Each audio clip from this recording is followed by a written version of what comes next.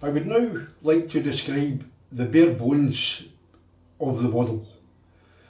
But before I do so, it is necessary that I begin with a discussion on the nature of conscious awareness and the concept of free will. Now, in any discussion on the subject of consciousness, it is an accepted paradigm law, accepted by everyone, that consciousness, or in other words, a living organism which experiences being conscious, can only occur in a universe which facilitates a connected flow of thoughts over time. Indeed, the ability for an organism to experience a cohesive flow of thoughts over time is that which defines it as possessing consciousness and experiencing being conscious. Now, the only possible universe which facilitates that prerequisite condition of consciousness is one where time flows in only one direction and where cause always precedes effect. Now, if I were to ask you when you last visited your local pub, you might or you might not be able to remember the specific date of your visit.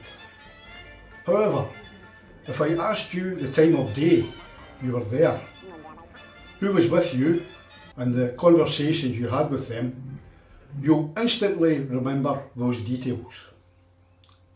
Similarly, if I asked you what are some of your earliest memories as a child, you'll instantly be able to recall those memories also. The point is, access to those memories is instantaneous.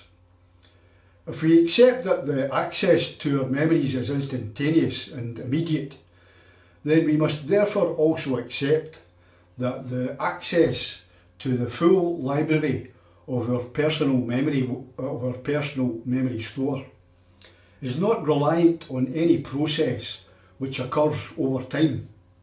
Therefore, the ability to instantaneously access the past history of our entire memory bank must be a facility and an aspect of our conscious awareness and of our physical existence, which is immediate and which can only occur at a static moment in time. As such, this aspect of our conscious awareness can be regarded as being a dimensionless and timeless property of our existence, and which operates and exists out with the normal parameters of space and time, and which therefore is inaccessible to any investigations or experiments, which incorporates any process which occurs over a period of time. In the 1970s, a guy called Benjamin Libet was investigating the subject of conscious free will when he made a remarkable discovery. In an experiment he was conducting, he wired up volunteers to EEG machines and other monitors and asked them to do nothing more than every now and again press a button. What he discovered was that the decision as to when to press the button did not originate in the grey matter of the brain itself. The decision to press the button preceded the volunteer's conscious awareness that the decision had already been made. In other words, there was an intentionality to a call to action which governed the mechanics of the physical movement of the hand and the finger as it pressed the button, which did not originate in the physiology of the grey matter of the brain. Now, Libet's experiment has been duplicated by neuroscientists and many others over the years, and they have all confirmed Libet's original discovery. Up to the present time, this phenomena remains an enigma and an unexplained mystery amongst neuroscientists. Now, the discovery made by Libet, of course, begs the question, If the intentionality of a call to physical action to move the finger and press the button does not originate in the grey matter of the brain, then just exactly where does the intentionality originate? Now, what we can logically deduce from Libet's experiment is that regardless of where the intentionality of movement originates, the calculations required in the execution of the manoeuvre, the direction, the momentum and velocity of the movement which is required to perform the act has already been worked out, calculated and determined before the actual physical act is carried out. The profound implication which is inherent in Libet's discovery was that because we apparently have no conscious say in when we make any physical movement, then we have no free will, and that therefore the universe is deterministic and that the future is already set out. However, the landscape of the universe as described by this model concludes that the deterministic block universe, where the individual has no free will, is a pile of pish.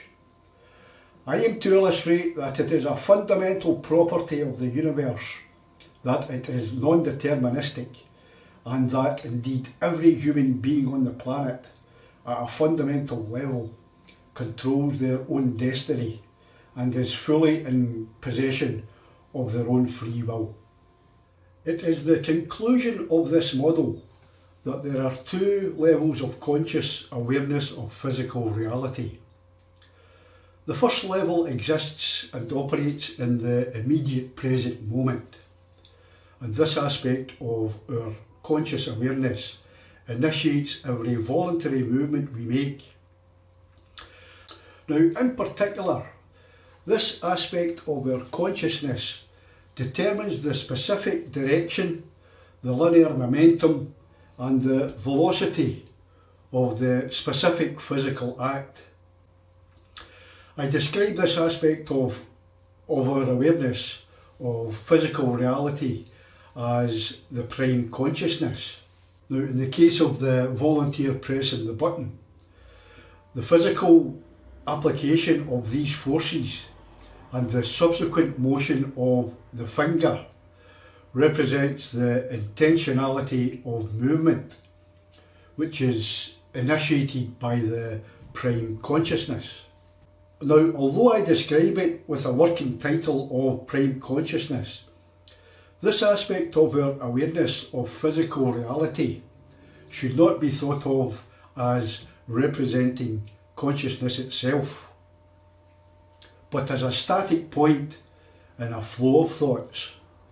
And a static moment in time, as defined by this model, is that frozen moment in time which represents the beginning of the past and also the beginning of the future. Now, to all intents and purposes, from the perspective of a static point in time, neither the future nor the past exist in actual reality.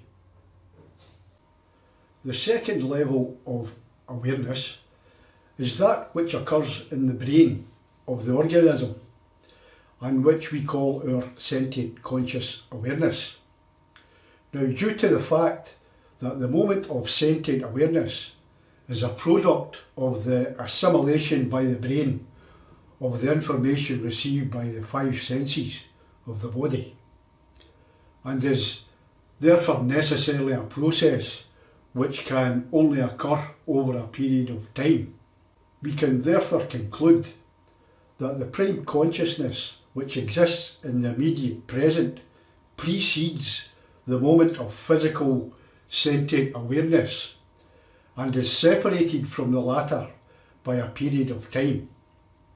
It is the contention of this model that it is this aspect of our conscious awareness which made its existence known and which Libet discovered in his experiment.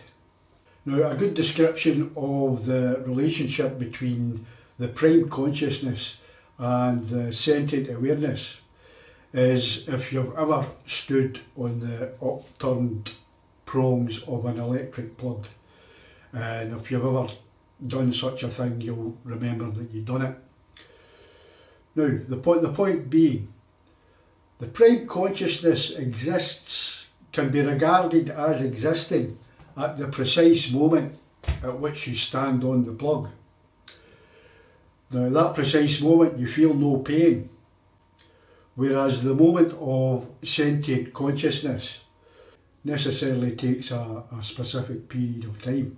And this being the case, the moment of sentient consciousness must occur after the relative present moment in time, which is relative to the prime consciousness.